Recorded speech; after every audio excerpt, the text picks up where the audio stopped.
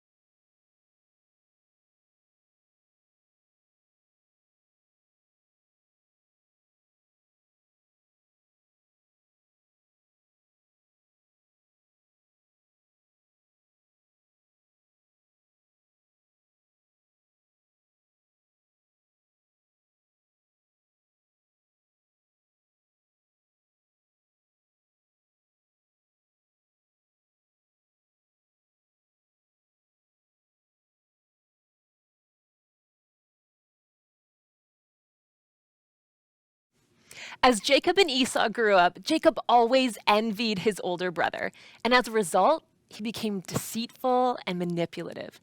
The Bible mentions two significant moments in their lives where Jacob, with the aid of his mother, but more on that fun family dynamic another time, they trick Esau and Isaac the father.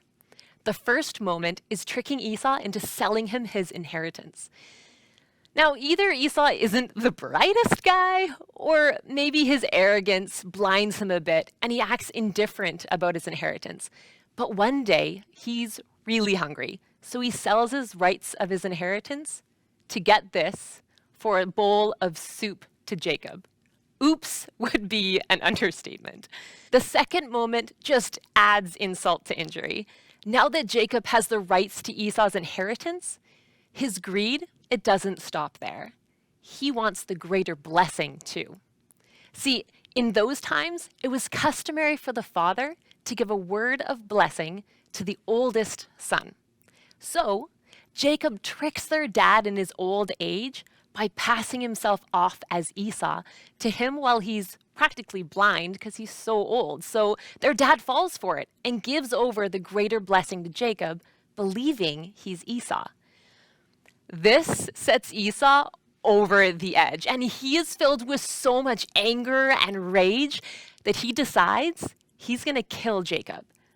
Their mother overhears how upset Esau is, tells Jacob, and Jacob runs away from home. Now, spoiler alert, a big part of this story is about reconciliation, which is another way of saying things being made right again. The importance of reconciling the past is that it allows healing for the present and hope for the future, something these two brothers desperately need. Jacob spends the next 20 years not speaking to or seeing Esau. Could you imagine that many years looking over your shoulder, wondering if one day your brother's gonna come back? At this point in the story, Jacob has a family, wife, kids, probably a pet cat. If it's me, he has a dog. But the point is, he's not just thinking about himself anymore. He's thinking about the safety of his family now too. So Jacob decides to meet his brother again.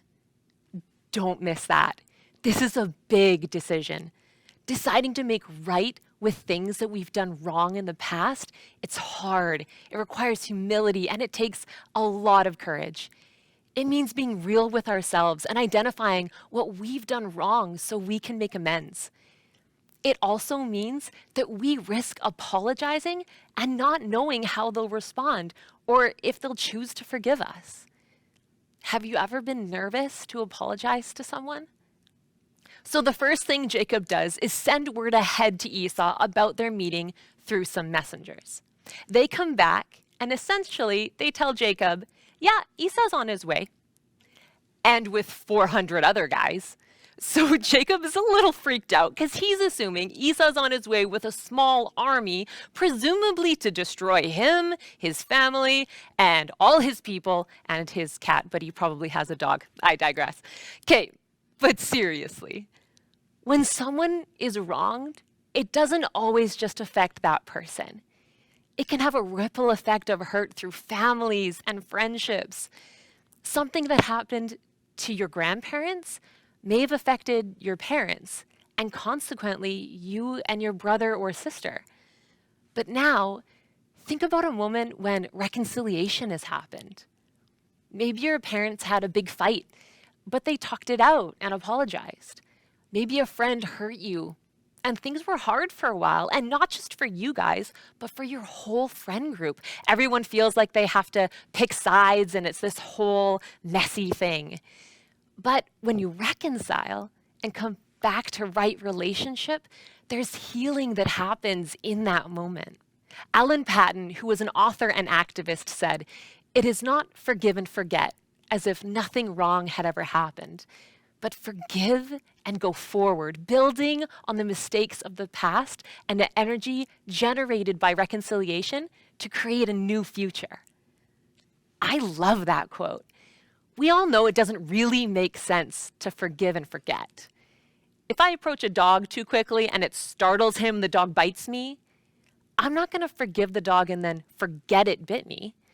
I'm going to use this newfound information about the situation to prevent it from happening again. The point is, I allow the mistake of the past to inform my decisions for a better future.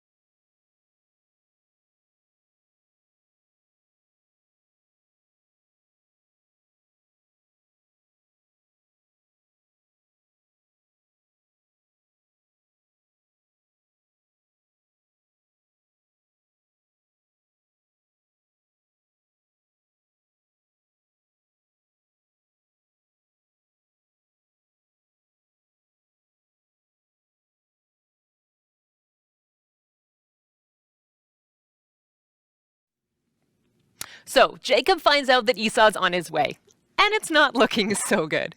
So he starts to send a bunch of gifts ahead of himself to appease Esau. Okay, hold up. You know when you have a big ask of your parents? Maybe you're hoping to have a couple people over to hang out. Maybe you want to borrow the car, or you're hoping for an extra hour or two playing Fortnite. Whatever it is, you do everything within your power to persuade your parents towards saying yes before you even ask the question. You're doing the dishes, making sure your homework is done, taking the garbage out, all without them asking. Surely they'll say yes. Look at everything you did for them. I mean, let's get real. Talking about it now, it's pretty clearly obvious your parents know what you're up to. We've all experienced the exact same thing. Maybe you have a game or something that your sibling wants. They suddenly start treating you just a little too nice. You might even start to be a little unnerved at how nice they're suddenly being, and you get suspicious. We all know when someone is trying to butter us up, and I guarantee it was no different with Esau when he started seeing these parades of gifts coming his way in the distance. Of course, the stakes were a little higher. This is where the story starts to turn. As Jacob and Esau come face to face, see what happens next on page 24. But Esau ran to meet Jacob and embraced him. He threw his arms around his neck and kissed him, and they wept. What? Jacob had just hurt Esau so much that Esau wanted to take his life, and here they are crying and hugging. That moment requires a massive change of heart in both brothers. What a beautiful picture of family reuniting and healing happening as a result of putting differences aside. The brothers soon part ways again, but from here, the future looks very different. Jacob no longer wonders about his brother holding a grudge, and not only is relationship restored between them, but Jacob's family now knows they're safe and they don't need to worry.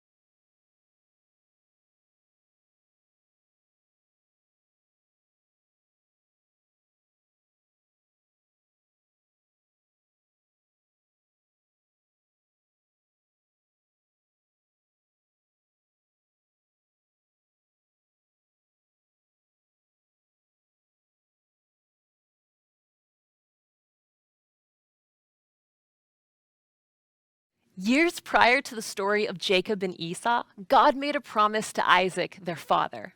On page 15, it says this: "Look up at the sky and count the stars, if indeed you can count them." Then he said to him, "So shall your offspring be." God is promising that his descendants will be more numerous than the stars in the sky. But for this to come true for this family, God has to use either Esau or Jacob. And after all the wrong that Jacob has done in his life, God still chooses to use him to build a great nation. I'm sure we can all identify with Esau's side of the story. It's so easy to think of times when someone has caused us hurt, stole from us, or lied to us. And I don't know about you, but if I could be real for a minute, I really identify with Jacob's side of the story. It can be painful to think about, but I recall times when I've been manipulative, greedy, or acted, frankly, like a coward. And if I can be so bold, maybe you can too. What's so hope-filled about this story is how God doesn't see all the bad things we've done with our lives and decides we're useless or like we've lost our chance. He sees our weaknesses and shortcomings as an opportunity to display his grace and strength. Reconciliation is the main event in Jacob and Esau's story, and it's also the main event in the story of Jesus with us. We learned a few weeks back about God creating the world, and Jared unpacked our origin story. Part of that story was how we mess things up by disobeying God. At this point in the grand story of Jesus and the gospel, mankind needs reconciliation with him, and he does that through death on the cross. In 2 Corinthians, the writer Paul is talking about the new life that Jesus brings and says, all this comes from the God who settled the relationship between us and him, and then called us to settle our relationships with each other. God put the world square with himself through the Messiah, giving the world a fresh start by offering forgiveness of sins. See, when we come to reconciliation between each other, we're not just obeying God, but we're living out what it means to be a follower of Jesus. He made things right with us, so we're to go out and make things right with others. Now, I know this story is from a couple years ago. Okay, a couple thousand. But we're still learning what reconciliation looks like today. How different would our world be if we saw reconciliation between First Nations people and our government, or the LGBTQ community and our church, white people and Black people? And what about your story? Are there some things in the past that need reconciling? How different would your life look if you experienced healing from those situations and could look toward a more hope-filled future? The Bible tells us in Galatians 6 to never tire of doing good. And why? Because we know that reconciling the past brings healing to our present and hope for the future. So what would making things right look like for you with God? My youth pastor way back once told me that it doesn't matter how many steps you take away from God, it's never more than one step back. So my challenge for you is this. What's your one step? And it can be so small. Maybe it's a quick prayer in the morning or listening to worship music on your way to school. Maybe for you, you feel this sense in your gut that you want to take a bigger step, and it looks more like confessing something wrong that you've done or a bad habit you struggle with. Or maybe you've just got something really big weighing on your mind and you need someone that you can trust to help you work it out. That's what your small group leaders are there for. So don't be afraid to ask for help. We're here for you. Thanks so much for hanging out with us today. We have a couple questions for you before you go, so spend a few more minutes in your small groups, and we'll see you again next week.